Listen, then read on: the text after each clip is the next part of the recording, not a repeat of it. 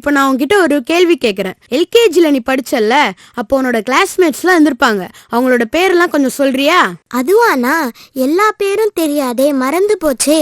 பாத்தியா நீ, இப்போ நம்மோட இருக்கிறவங்க பேரே நாம மறந்துட்டோம். ஆனா நம் வாழ்வில் எந்த சூழ்நிலையும் மறக்காத, நாம அவரை மறந்தாலும் நம்மையே நினைச்சிட்டு இருக்கிற ஒருத்தர் இருக்காரு தெரியுமா?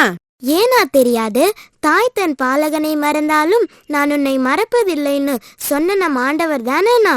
வல்ல ஜீவ வாக்கு தத்தங்களை கொடுத்து நமக்கு எதிராக எழும் ஆயுதம் ஒன்றையும் வாய்க்காதே செய்யும் நம் ஆண்டவரை புகழும் என்னை மறவா இயேசுநாதா பாட்டை பார்க்கலாமா?